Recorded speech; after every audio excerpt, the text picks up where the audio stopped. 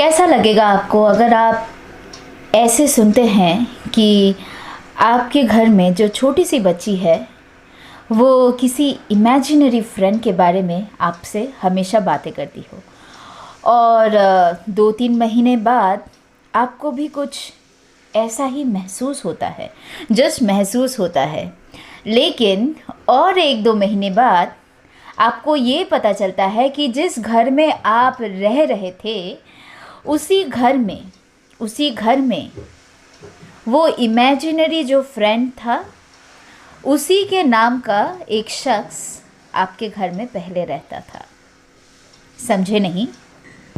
मैं समझाती हूँ। देखिए, आपकी छोटी सी बच्ची है जो बताती है कि हमारे घर में एक इमेजिनरी फ्रेंड है और सपोज उसका नाम है श्याम। ठीक है, अब आपको 2-3 महीने बाद ये बात पता चलती है कि आप जिस घर में रहते थे ये घर पहले श्याम का हुआ करता था। कैसा लगेगा आपको? अजीब, राइट? ऐसा ही कुछ हुआ था प्रदीप पारेख के साथ। नमस्ते दोस्तों, मेरा नाम है देबोलिना भट्टाचार्य और मैं आप सभी का स्वागत करती हूँ मेरे इस यूट्यूब चैनल में। आप प्लीज़ अगर मुझे अभी देख रहे हैं तो मेरे चैनल को सब्सक्राइब कीजिएगा। अगर आपको पसंद आता है तो ही, आई एम नॉट फोर्सिंग। अगर आपने ऑलरेडी सब्सक्राइब कर लिया है तो प्लीज़ लाइक कीजिएगा। इससे मुझे पर्सनली बहुत उत्साह मिलता है कि मैं और कहानियाँ ला पाऊँ। आज की ये कहानी प्रदीप पारेख जी के छोटी सी बच्ची के साथ एक बहुत अजीब घटना घटी।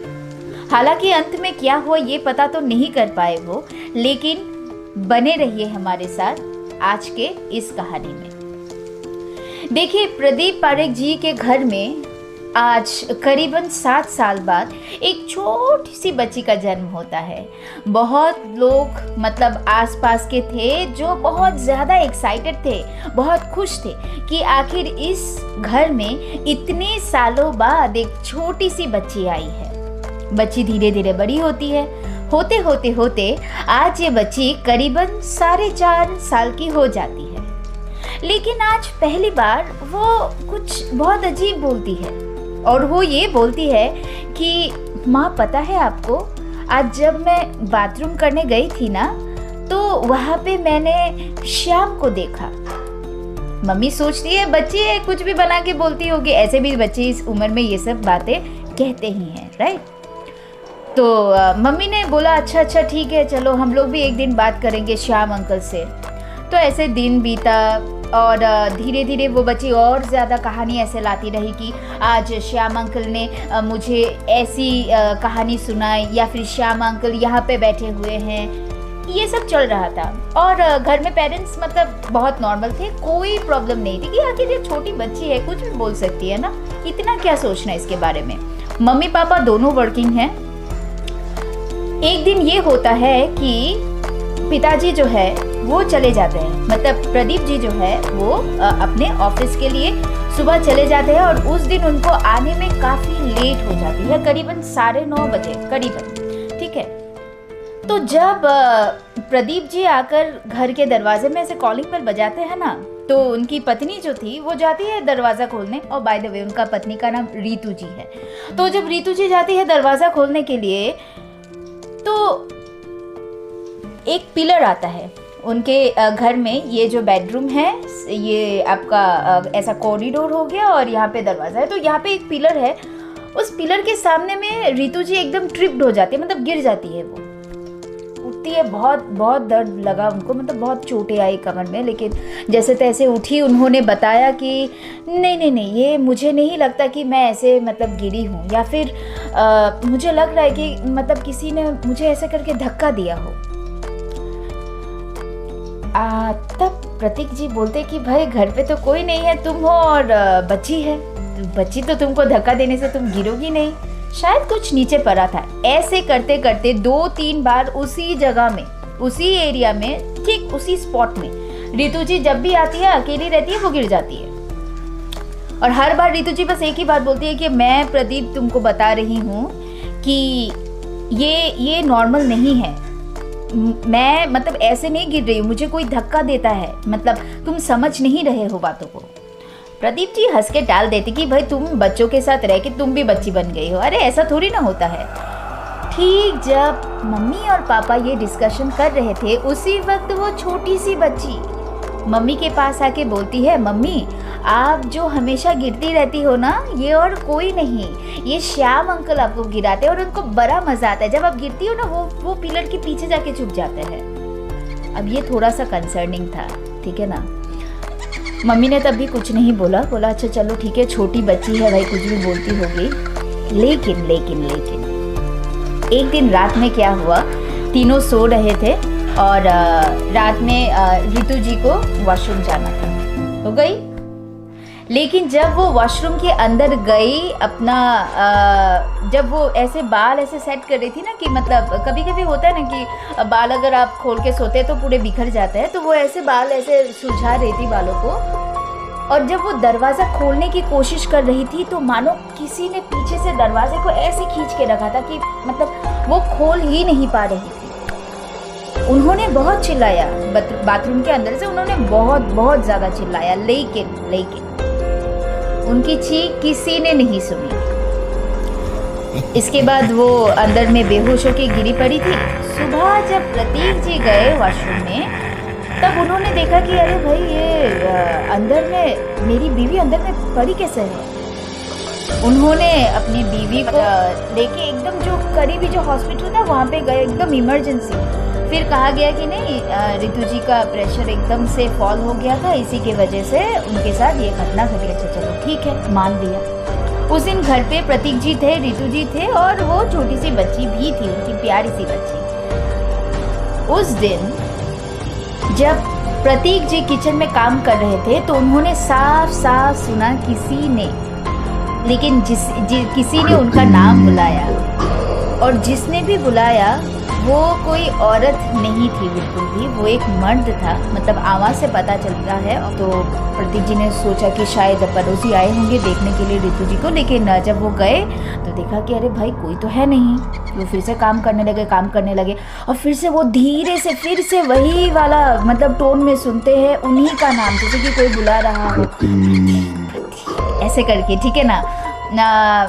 प्रतीक जी अभी थोड़ा सा घबराए, सोचा कि उनकी छोटी सी बच्ची ये सब काम कर रही होगी। फिर वो सोचते अरे भाई ये तो 4.5-5 साल की छोटी सी बच्ची है, ये क्या करेगी। उसी समय उनकी बच्ची दौड़ के आती है और बोलती है कि पापा आपको ना श्याम अंकल बुला रहे हैं, तब से आप सुन ही नहीं रहे हो। ये थोड़ा कंसर्निंग था। प्रतीक जी ने पलटा, अपनी बच्ची से पूछा कि भाई तुम्हारे जो ये श्याम अंकल है ये अभी फ़िलहाल कहाँ है। तो बच्ची ने दिखा दिया, वो पिलर के पीछे छुपे हुए हैं, आपको तब से बुला रहे हैं लुका छुपी खेलने के लिए, आप खेलते नहीं हो। तो प्रतीक जी बोलते हैं कि तुम अपने श्याम अंकल को बोलो फिर से मुझे बुलाने के लिए, तो मैं खेलूँगा। बच्ची ने ऐसे बोला कि श्याम अंकल आप पापा को फिर से बुलाओ, पापा मतलब सुन नहीं पा रहे होंगे शायद आपको।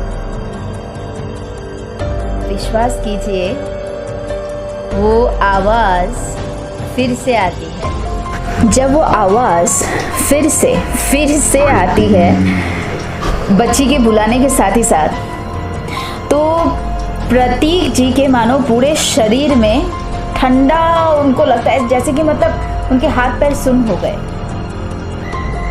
उन्होंने अपने बच्ची का हाथ पकड़ा, घर से बाहर निकले, दरवाज़ा लगाया और वो हॉस्पिटल चले गए। जाके ये जो पूरी जो घटना है उन्होंने अपनी पत्नी को कही कि भाई हमारे घर पे ऐसा हो रहा है, मुझे पता नहीं है कि ये एक्चुअली क्या है। जब ये सारी बातें हॉस्पिटल के रूम में चल रही थी, ठीक है, ये बहुत सीरियस था, ठीक है ना। इतने महीने जब वो छोटी सी बच्ची बोल रही थी कि श्याम अंकल यहाँ पे बैठे रहते हैं, कि श्याम अंकल को ये पसंद है, श्याम अंकल ने मम्मी को धक्का दे दिया, श्याम अंकल पिलर के पीछे छुपे हुए होते हैं और मम्मी को धक्का देने के बाद वो बहुत हंसते हैं, तो तब किसी ने भी उस छोटी सी बच्ची को भरोसा किया ही नहीं। और आखिर हम लोग जनरली बोलते हैं ना कि बच्ची है तो कुछ भी बोलती है, राइट। अब क्या होता है उसी हॉस्पिटल में, क्योंकि ये हॉस्पिटल उनके घर से बहुत करीब था, तो वहाँ पे एक बुज़ुर्ग करीबन 75-80 ईयर्स के होंगे। वो रितु जी के ठीक सामने वाले बेड में लेटे हुए थे, मतलब वो भी एक पेशेंट थे, लेटे हुए थे और उनका डिस्चार्ज उसी दिन ही होना था। तब वो अंकल जी बताते हैं कि आप जिस घर में रहते हो फ़िलहाल, अगर मैं गलत नहीं हूँ तो क्या ये हाउस नंबर 27A है जिसके बारे में आप अभी बात कर रहे हैं। ये सुनने के साथ ही साथ प्रतीक जी हैरान हो गए, क्योंकि प्रतीक जी ने कभी भी इन अंकल जी को देखा नहीं है। प्रतीक जी ने कहा कि हाँ सर, हम लोग उसी घर में रहते हैं। तब वो अंकल जी स्टोरी बताते हैं कि आप जिस घर में रहते हैं उस घर में पहले से एक श्याम नाम का लड़का रहता था। लड़का इसीलिए क्योंकि उम्र तो उनकी बहुत ज़्यादा थी, लेकिन उनका जो दिमाग जो था, जो उनका जो ब्रेन जो था, वो एकदम छोटे बच्चे का था। मतलब किसी ने कहा कि एक एक्सीडेंट के बाद वो और दिमागी तौर से बढ़े ही नहीं, उनका बस शरीर बढ़ता गया और वो बहुत ऊंचे लंबे चौड़े इंसान थे, ठीक है। लेकिन उनका जो हाव भाव था, या फिर जैसे वो घर में रहते थे ना, वो एकदम छोटे से बच्चे की तरह। तो वो अक्सर क्या करते थे, अपने मम्मी पापा को ऐसे धक्का मुक्की करते थे, तो कभी कभार उनके मम्मी पापा मतलब हर्ट भी हो जाते थे, गिर जाते थे ना, राइट। अब ये होता है कि प्रतीक जी को बहुत चिंता हुई, क्योंकि उनको अभी लौट के उसी घर में जाना है, ठीक है ना, जिस घर में उन्होंने खुद ये सब चीज़ें एक्सपीरियंस की है। सिर्फ उन्होंने नहीं, उनकी पत्नी ने भी ये सब चीज़ें एक्सपीरियंस की है। वो लोग उस दिन तो गए नहीं, हॉस्पिटल में रहे, और जो उनकी जो छोटी सी जो गुड़िया थी, उस बच्ची को उन्होंने अपने नानी माँ के घर शिफ्ट कर दिया, और अगले ही दिन सुबह जाकर उन्होंने वो वाला घर खाली कर दिया।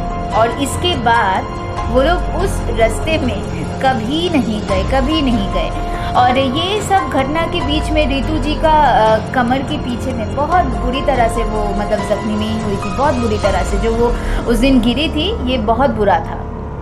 लेकिन प्रतीक जी इतना कहते हैं कि वो फ़िलहाल खुश है कि उनको समय रहते रहते बात की पता लग गई। तो इसीलिए अगर आप कभी भी सुनते हैं ना कि आपकी बच्ची ऐसे कुछ इमेजिनरी फ्रेंड के बारे में बताती है, या फिर किसी का नाम पुकारती रहती है, या फिर दिखाती है कि यहाँ पे कोई है, तो आप ध्यान दीजिएगा, क्योंकि क्या पता अगला घर आपका भी हो सकता है। नमस्कार। अगर आपको आज की कहानी पसंद आती है तो मेरे इस चैनल को प्लीज़ सब्सक्राइब कीजिएगा, और ऐसे ही सच्ची घटनाएं सुनने के लिए आप हमारे इस चैनल पे बार बार आइए, और जब भी आपको नोटिफिकेशन मिले कि मैंने स्टोरी अपलोड किया है तो सुनने को ज़रूर आइएगा। अंत में मैं बस इतना कहना चाहती हूँ कि अगर आपके पास भी ऐसी कुछ एक्सपीरियंसेस है तो मुझे इंस्टाग्राम में DM कर सकते हैं, या फिर मेल भी कर सकते हैं, मैं रिस्पॉन्स ज़रूर करूँगी। Thank you so much for listening and happy listening.